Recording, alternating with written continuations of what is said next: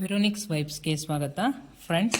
ಇವತ್ತು ನಾನು ನಿಮಗೆ ಓವೆನ್ ಇಲ್ಲದೇ ಹೇಗೆ ಈಸಿಯಾಗಿ ಮನೆಯಲ್ಲೇ ಸೂಜಿ ರವಾದಿಂದ ಕೇಕನ್ನು ತಯಾರು ಮಾಡ್ಬೋದು ಅಂತ ನಾನು ನಿಮಗೆ ತಿಳಿಸ್ಕೊಡ್ತಾ ಇದ್ದೀನಿ. ಸೊ ನೋಡಿ, ಎಷ್ಟು ಸ್ಪಾಂಜಿ ಆಗಿರುವಂತಹ, ತುಂಬ ಕ್ಲಿಯರ್ ಕಟ್ ಆಗಿರುವಂತಹ ಡಿಲಿಷಿಯಸ್ ಆದಂತಹ ಕೇಕ್ ರೆಡಿಯಾಗಿದೆ. ಎಷ್ಟು ಚೆನ್ನಾಗಿ ಬೆಂದಿದೆ. ಸೊ ಮತ್ತೊಂದು ವಿಶೇಷತೆ ಏನಂದರೆ ಫ್ರೆಂಡ್ಸ್, ಫಸ್ಟ್ ಟೈಮ್ ನಾನು ಕೇಕ್ ಮಾಡ್ತಾ ಇರೋದು. ನೋಡಿ, ಅದಕ್ಕೆ ಬೇಕಾಗಿರುವಂಥ ವಸ್ತುಗಳು: ಒಂದು ಲೋಟ ಸೂಜಿ ರವೆ ಮತ್ತು ಒಂದು ಲೋಟ ಸಕ್ಕರೆ. ಅದನ್ನು ಮಿಕ್ಸಿಗೆ ಹಾಕ್ಕೊಂಡು ಚೆನ್ನಾಗಿ ಪೌಡ್ರ್ ಮಾಡ್ಕೋಬೇಕು. ಫೈನ್ ಪೌಡ್ರೇ ಆಗಿರಬೇಕದು. ಸೊ ಅದಾದ ನಂತರ ಅದಕ್ಕೆ ಮತ್ತೆ ನಾವು ಒಂದು ಲೋಟ ಕಾಯಿಸಿದ ಹಾಲನ್ನು ಹಾಕಬೇಕು. ಅದೇ ರೀತಿ ನಿಮ್ಮ ಮನೇಲಿ ಅಡುಗೆಗೆ ಬಳಸೋ ಒಂದು ಲೋಟ ಎಣ್ಣೆಯನ್ನು ಅದಕ್ಕೆ ಹಾಕೋಬೇಕು. ಮತ್ತು ಮಿಕ್ಸಿಯಲ್ಲಿ ಹಾಕ್ಬಿಟ್ಟು ಗ್ರೈಂಡರ್ ಮಾಡಬೇಕು. ಚೆನ್ನಾಗಿ ಮಿಕ್ಸಿ ಮಾಡಿ ಅದು ಎಲ್ಲ ಮಿಕ್ಸ್ ಆಗೋ ತನಕ ಮಿಕ್ಸಿ ಮಾಡಿ ನಾವು ಅದನ್ನು ತೆಗಿಬೇಕಾಗತ್ತೆ. ಸೊ ಇದು ತುಂಬ ಸುಲಭವಾದ ರೀತಿಯಲ್ಲಿ ನಾವು ಮಾಡ್ಬೋದು ಮನೆಯಲ್ಲಿ. ಅದೇ ಒಂದರಲ್ಲೇ ಎಲ್ಲ ಮಿಕ್ಸ್ ಕೂಡ ಆಗುತ್ತೆ ಬ್ಯಾಟರ್. ಸೊ ಈಗ ಬ್ಯಾಟರ್ ರೆಡಿಯಾಗಿದೆ, ಅಂದರೆ ಅರ್ಧ ಮಿಕ್ಸರ್ ವರ್ಕ್ ಆಗಿದೆ. ಸೊ ಅದನ್ನು ಜಾರಿಗೆ ಹಾಕೋತಾ ಇದ್ದೀವಿ. ಸೊ ಈ ಜಾರಲ್ಲಿ ನಾವು ಮಿಕ್ಸ್ ಮಾಡಿದಂತಹ ಆ ಒಂದು ಏನು ಬ್ಯಾಟರ್ ಇದೆ ಅದನ್ನು ಹಾಕ್ಕೊಂಡು ಅದಕ್ಕೆ ನೆಕ್ಸ್ಟ್ ಏನೇನು ಹಾಕಬೇಕಂದ್ರೆ ನೋಡಿ, ನಾನು ಕೋಕೋ ಪೌಡರನ್ನು ತೊಗೊಂಡಿದ್ದೀನಿ. ಈಗ ನಾವು ಆ ಒಂದು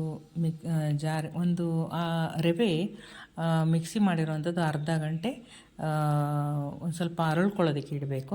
ಆ ಸಮಯದಲ್ಲಿ ನಾನು ಕ್ಯಾಶುವನ್ನು ಫ್ರೈ ಮಾಡಿ ಅದಕ್ಕೆ ಒಂದು ಸ್ವಲ್ಪ ಕುಟ್ಟಿ ಪೀಸ್ ಮಾಡ್ಕೊತಾ ಇದ್ದೀನಿ. ಸೊ ಅದು ಕೂಡ ಈಗ ಹಾಕಲಿಕ್ಕೆ ರೆಡಿಯಾಗಿದೆ. ಈಗ ಬ್ಯಾಟರ್ ಅರ್ಧ ಗಂಟೆ ಮೇಲೆ ಆಯಿತು. ಸೊ ರವೆ ಎಲ್ಲ ಅರಳ್ಕೊಂಡಿದೆ, ಇನ್ನೂ ಸ್ವಲ್ಪ ಉಬ್ಬಿದೆ ಅಂತ ಹೇಳ್ಬೋದು. ಸೊ ಈಗ ಚೆನ್ನಾಗಿ ಮಿಕ್ಸ್ ಮಾಡ್ಕೊತಾ ಇದ್ದೀನಿ. ಆನಂತರ ಅದಕ್ಕೆ ಕೋಕೋ ಪೌಡರ್, ಅದೇ ಒಂದು ಲೋಟದಲ್ಲಿ ಫುಲ್ಲು ಒಂದು ಲೋಟ ಕೋಕೋ ಪೌಡರ್ ತೊಗೋಬೋದು. ಒಂದು ಚಮಚ ಬೇಕಿಂಗ್ ಪೌಡರ್, ಒಂದು ಸ್ವಲ್ಪ ಕಾಫಿ ಪುಡಿ ಇದ್ದರೆ ಕಾಫಿ ಪುಡಿಯನ್ನು ಒಂದು ಸ್ವಲ್ಪ ಟೇಸ್ಟಿಗೆ ಹಾಕೋತಾ ಇದ್ದೀನಿ. ಒಂದು ಚಿಟಿಕೆ ಉಪ್ಪನ್ನು ಹಾಕೋತಾ ಇದ್ದೀನಿ. ಅದನ್ನು ಫಿಲ್ಟ್ರ್ ಮಾಡಿ ಆ ಬ್ಯಾಟರ್ಗೆ ಚೆನ್ನಾಗಿ ಮಿಕ್ಸ್ ಮಾಡ್ತಾ ಇದ್ದೀನಿ. ಸೊ ಅದೀಗ ಬ್ಯಾಟರ್ ರೆಡಿಯಾಗಿದೆ ನೋಡಿ. ಒಂದು ಸ್ವಲ್ಪನೂ ಕೂಡ ಎಲ್ಲೂ ಅದಕ್ಕೆ ಗಟ್ಟಿ ಇಲ್ಲ, ಎಲ್ಲ ಸಾಫ್ಟ್ ಆಗಿದೆ. ಈಗ ಅದಕ್ಕೆ ಟಿನ್ ಬೇಕು ಕೇಕ್ ಮಾಡೋದಕ್ಕೆ.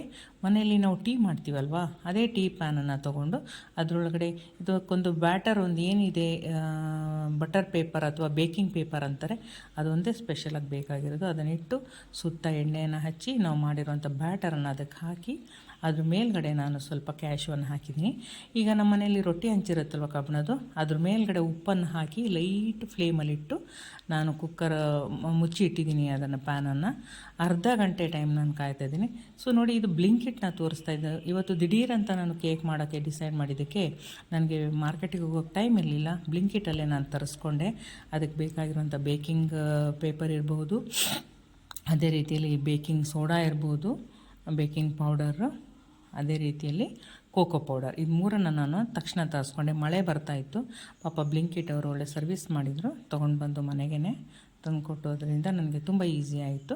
ಸೊ ಈಗ ನೋಡಿ, 45 ನಿಮಿಷ ಆಗಿದೆ. ಅರ್ಧ ಗಂಟೆ ಆದಾಗ ನಾನು ಟೂತ್ ಪಿಕ್ಕಲ್ಲಿ ನಾನು 3 ಸರಿ ಅದಕ್ಕೆ ಚುಚ್ಚಿ ನೋಡಿದ್ದೆ, ಅದಕ್ಕೆಲ್ಲ ಸ್ಟಿಕ್ ಆಗ್ತಾಯಿತ್ತು. ಹಾಗಾಗಿ ಮತ್ತೆ 15 ನಿಮಿಷ ನಾನು ಬಿಟ್ಟೆ. ಈಗ 45 ಮಿನಿಟ್ಸ್ ಆಯಿತು. ಈಗ ಕ್ಲೀನಾಗಿ ನೋಡಿ, ಒಂದು ಸ್ವಲ್ಪನೂ ಅಂಟ್ತಾ ಇಲ್ಲ. ಕೇಕ್ ರೆಡಿಯಾಗಿದೆ. ತುಂಬ ಲೋ ಫ್ಲೇಮಲ್ಲಿ ನಾವು ಅದನ್ನು ಬೇಯಿಸಬೇಕು. ಈಗ ನಾನು ಗ್ಯಾಸ್ ಆಫ್ ಮಾಡಿ ಕೇಕ್ ಆರೋಕ್ಕೆ ಬಿಟ್ಟಿದ್ದೀನಿ. ಈಗ ನೋಡಿ, 10 ನಿಮಿಷ ಬಿಟ್ಟು ನೋಡಿದಾಗ ಸೈಡೆಲ್ಲ ಎಷ್ಟು ಚೆನ್ನಾಗಿ ಓಪನ್ ಆಗಿದೆ. ಈಗ ಒಂದು ಪ್ಲೇಟ್ ತೊಗೊಂಡು ನಮ್ಮ ಕೇಕನ್ನು ಅದಕ್ಕೆ ಉಲ್ಟಾ ಮಾಡಿ ಹಾಕಿ ಟ್ಯಾಪ್ ಮಾಡಿ ತೆಗೆದು ನೋಡೋಣ. ಸೊ ನಮ್ಮ ಕೇಕ್ ಯಾವ ಸ್ಟೇಜಲ್ಲಿದೆ ಅಂತ ಈಗ ಗೊತ್ತಾಗುತ್ತೆ. ಎಸ್ ಫ್ರೆಂಡ್ಸ್, ನೋಡಿ, ಒಂದು ಸ್ವಲ್ಪ ಕೂಡ ಅಂಟಿಲ್ಲ. ನಾವಲ್ಲಿ ಹಿಂದೆ ಬೇಕಿಂಗ್ ಪೇಪರ್ ಹಾಕಿರೋದ್ರಿಂದ ಚೂರು ಅದಕ್ಕೆ ಸ್ಟಿಕ್ ಆಗಿಲ್ಲ. ಆ ಬೇಕಿಂಗ್ ಪೇಪರನ್ನು ತೆಗೆದ್ರೆ ನಮ್ಮ ಶೇಪ್ ಎಷ್ಟು ಚೆನ್ನಾಗಿ ಬಂದಿದೆ ನೋಡಿ. ಫ್ರೆಂಡ್ಸ್, ನಾನು ಇನ್ನೊಂದು ಹೇಳೋಕ್ಕೆ ಇಷ್ಟಪಡ್ತೀನಿ, ಫಸ್ಟ್ ಟೈಮ್ ನಾನು ಕೇಕ್ ಮಾಡ್ತಾ ಇರೋದು. ಆದ್ದರಿಂದ ಯಾರು ಕೂಡ ಫಸ್ಟ್ ಟೈಮರ್ಸ್ ಕೂಡ ಫೇಲ್ಯೂರ್ ಆಗೋಲ್ಲ ಕೇಕ್ ಮಾಡೋದ್ರಲ್ಲಿ.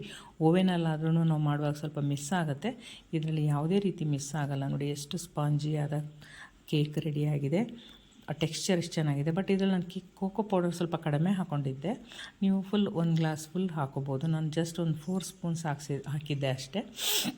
ಮತ್ತು ಇದಕ್ಕೆ ನಾನು ಬೇರೆ ಏನು ಡೆಕೋರೇಷನ್ ಮಾಡ್ತಾಯಿಲ್ಲ, ಯಾಕಂದರೆ ನಮ್ಮಲ್ಲೆಲ್ಲ ಅಬೌವ್ 40 ನಾವು ಇರೋದ್ರಿಂದ ನಮಗೆ ಆ ಚಾಕ್ಲೇಟ್ಸ್ ಬೇಡ ಅನಿಸುತ್ತೆ. ಸೊ ಇದೇ ಸ್ಟೇಜಲ್ಲಿ ನಾವು ಅದನ್ನು ತಿನ್ನೋದಕ್ಕೆ ನೋಡಿ, ಎಷ್ಟು ಚಂದವಾದಂಥ ಕೇಕ್